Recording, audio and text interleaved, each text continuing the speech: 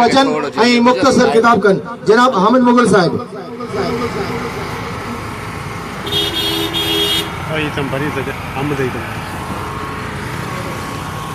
बिस्मिल्लाहिर्रहमानिर्रहीम। बड़ी मेहरबानी।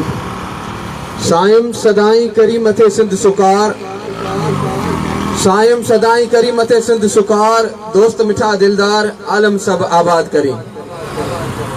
8 जनवरी तैलीम जो दिहाड़ो,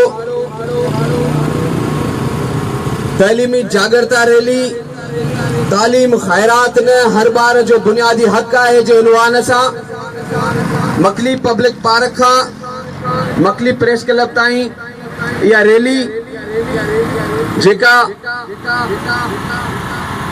बगैर के डोनेशन जे बगैर के खैरात जे मोहम्मद अली खटक जी कावशू छठे जी सिविल सोसाइटी उन जो भरपूर साथ दिनो है। दोस्तों, तालीम जी जागरता आखिर छो जरूरी है। बेसिक राइट्स जॾहिं रियासत खसे छॾे, जॾहिं रियासत न्याणियुनि जे मथां पोतियूं छिकण जो धंधो शुरू करे छॾे, जॾहिं रियासत उन तैलीमी इदारनि खे वाड़नि में तब्दील करे छॾे त पोइ ये जागरता रैलियूं निकिरंदियूं। अॼु छठे जी सिविल सोसाइटी उन रियासती अमलदारनि खां पुछणु चाहे थी त कराची में एहतजाज कंदड़नि ते वो तशद्दुद कनि था। सिविल सोसाइटी ये पूछी रही है त छा उस्ताद जी इज्जत, उस्ताद जो अदब, उस्ताद जो एहतराम वो आईजी सिंध एडी ख्वाजा साहब जो NTS पास पुलिस वारन का उन्होंने NTS पास टीचर्स ते बेरहमानो तशद्दुद करा रही है।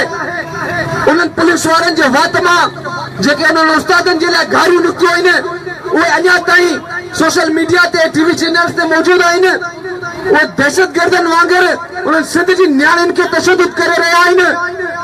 आखिर केरु उन्हनि पुलिस वारनि खां उन्हनि रियासती अमलदारनि खां पुछंदो त तव्हां उन्हनि ग़रीबनि जो हक़ छो गज़ब करे वेठा आहियो, तव्हां उन्हनि ग़रीबनि खे छो गारियूं ॾेई रहिया आहियो, तव्हां उन सिंध जे उस्ताद जी एतिरी तज़लील छो करे रहिया आहियो। NTS पास टीचर्स हुजनि, आबादगार हुजनि या जेको बि हिन सिंध धरती ते पंहिंजे हक़नि जे लाइ उथंदो त उन ते रियासती अमलदार अहिड़ो बेरहमानो तशद्दुद कंदा जो ॿिए वारे वरी कराची जो रुख न कनि। असां 8 जनवरी ते इहो वचन था करियूं त सिंध जी तालीम दुश्मननि खिलाफ़ हर मार्ग ते बीहंदासीं। सिंध जे तालीम दुश्मन वॾो हुजे, सिंध जो तालीम दुश्मन काबू हुजे, सिंध जो तालीम दुश्मन ख़ुदि उस्ताद हुजे, असां उन जे खिलाफ़ बीहंदासीं पर सिंध जी तालीम सां गॾु आहियूं। छठे जी सिविल सोसाइटी 8 जनवरी ते इहो मेड़ाको मचायो है त असां दावत ॾींदासीं उन्हनि दोस्तनि खे जेके बिला जवाज़ तकलीफ़ था कनि त उस्ताद पढ़ाए नथो, स्कूल बंदि थिया पिया आहिनि, स्कूल आहिनि किथे, उस्ताद आहे किथे। सुणा साईं, हफ़्ते में हिकिड़ो ॾींहुं पंहिंजी ड्यूटी रखी छॾ त पंहिंजे ॿार वारी स्कूल तोखे विज़िट करणी आहे, पंहिंजे उन सरकारी स्कूल तोखे वञिणो आहे।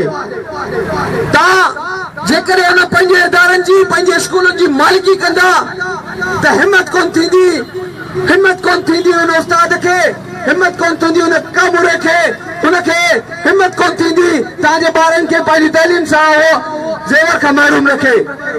प्यारा दोस्तों, 8 जनवरी जे ॾींहं ते इहो वचन था करियूं त सिंध जी तालीम ख़ातिर जहिड़ो आहे सिंध जी तालीम ख़ातिर वड़ंदासीं पर सिंध जे तालीम दुश्मननि खे कामयाब थियण कोन ॾींदासीं। महिरबानी। महिरबानी हामिद मुगल साहब, तव्हां हींअर जेकी NTS जे पास उस्तादनि लाइ जदोजहद कई तव्हां जसल हो।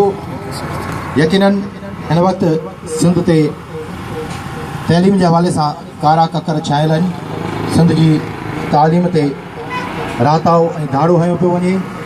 सिंध जी तालीमी दर्सगाहूं खे ताला हणी सिंध जे ॿारनि